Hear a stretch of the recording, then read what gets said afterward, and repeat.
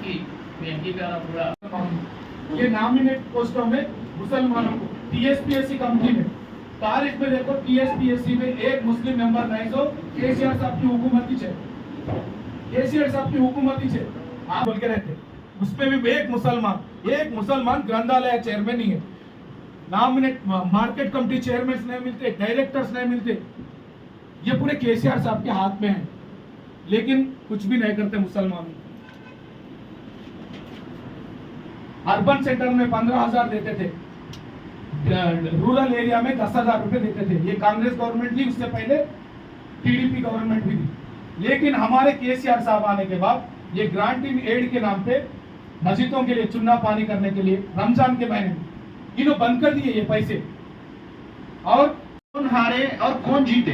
अरे हम लैंड को हार गए, हम लैंड को हार गए। केसीआर साहब भी बोल रहे लैंड को हार गए। अकबरुद्दीन ओवैसी साहब असेंबली में बोल रहे साहब रिव्यू पिटीशन डालिए।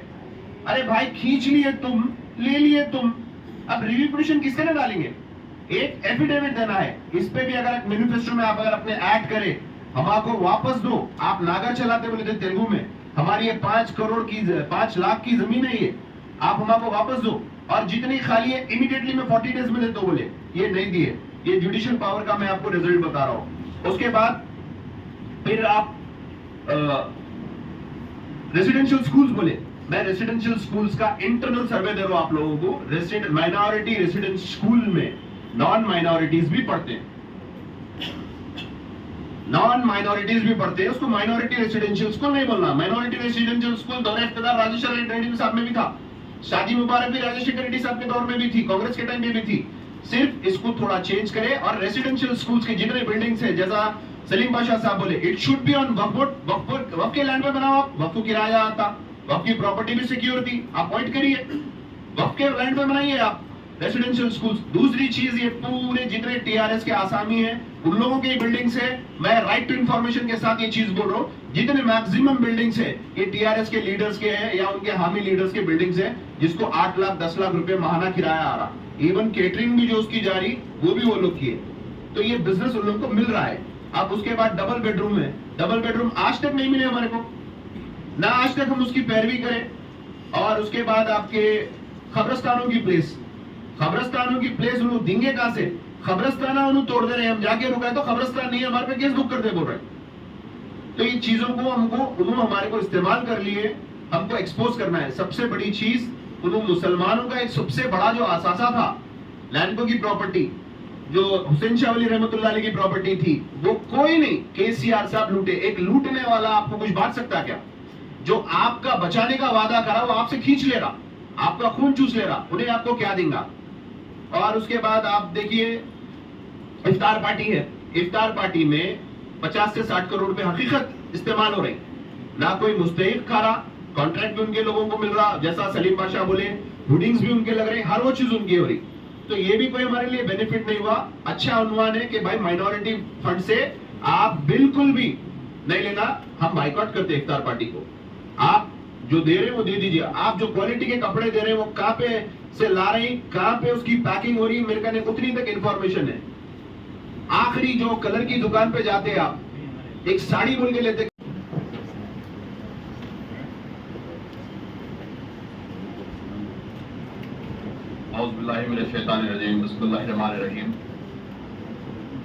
आज सलीम बादशाह साहब जो राउंड टेबल कॉन्फ्रेंस रखे हैं उसमें अल्हम्दुलिल्लाह शहर के और स्टेट के काफी फिक्रमंद हजरात आए हुए हैं यहाँ पे, और आप सब चीज बोल दिए हैं। मैं सिर्फ अपना व्यू दूंगा इस पे।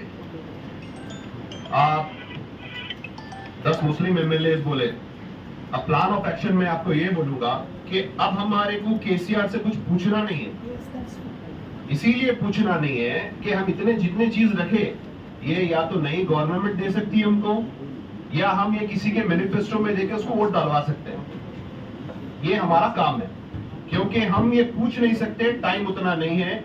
हम एक्सपोज कर सकते हैं केसीआर के फेलियर्स, जैसा कि 10 एमएलए नहीं दिए उन्होंने, रिजर्वेशन नहीं दिए, और 10,000 करोड़ आप बजट बोल रहे हैं, उन्होंने 2000, मैं पूरे डॉक्यूमेंट्स के साथ हूँ, 2014 में उन्होंने 307 करोड़ दिए, बजट हम डिस्कस कर सकते हैं, लेकिन 10,000 बहुत वो है। फिर कमिश्नरेट के लिए मैं आपको बताऊंगा कि हमको एक्सपोज करना है।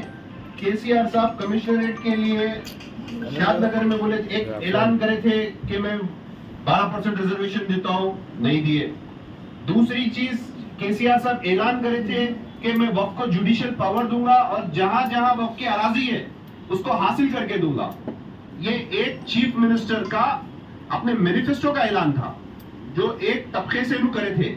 आप सबसे ज्यादा लोगों को मालूम है कि मुसलमानों की सबसे बड़ी अगर कोई जायदाद है तो दरगाह हुसैन शाह वली रहमतुल्लाह अलैह की जमीन है। उसके वास्ते केसीआर साहब, राजशेखर रेड्डी साहब के दौर में जमा हो गए थे 400 करोड़ रुपए। केसीआर साहब सुप्रीम कोर्ट में अपने आला वकीलों को लगाकर, ये ऑथेंटिक डॉक्यूमेंट्स के साथ बोल रहा हूं, डाल के इसमें पार्टी बनाए। एक पार्टी है तेलंगाना स्टेट गवर्नमेंट, दूसरी पार्टी है वक्फ बोर्ड।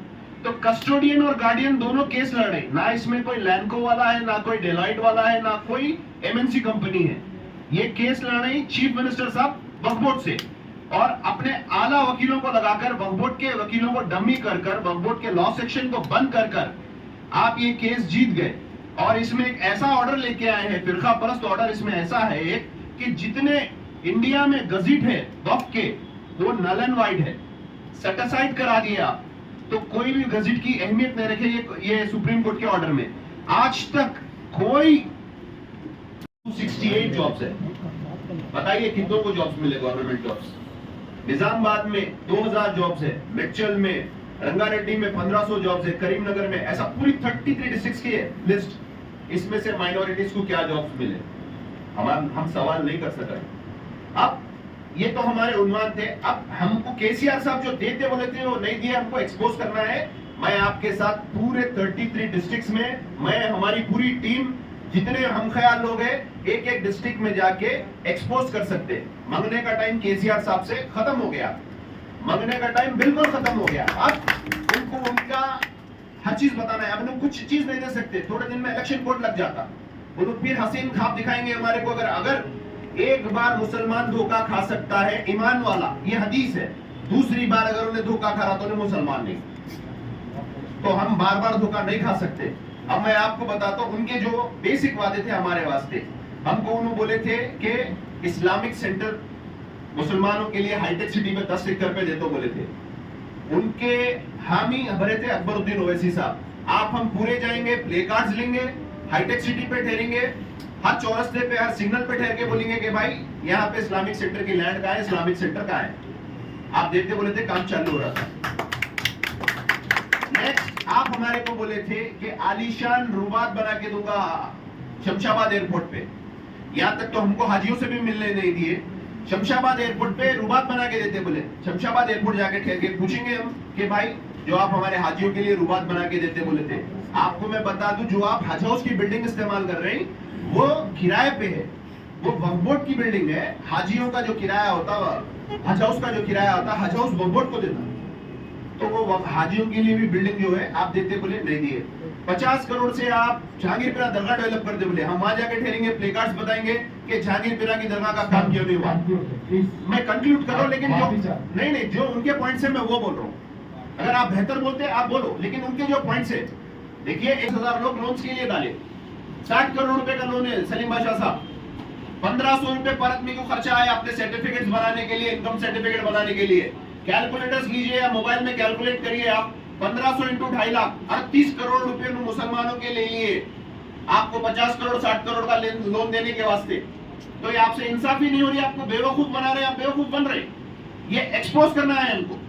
आज ये प्लेटफॉर्म पे जितने लोग आए, हर पार्टी से वाबस्ता है, लेकिन हम एक कौम की बात कर रहे हैं, एक हमारे जस्टिस की बात कर रहे हैं, तो हम खुल के बात करना चाहिए। अगर मैं कहीं गलत हूं, बिल्कुल मेरे को बोल सकते हैं, मेरे को नादिम कर सकते हैं, मैं आपको नादिम कर सकता हूं। आप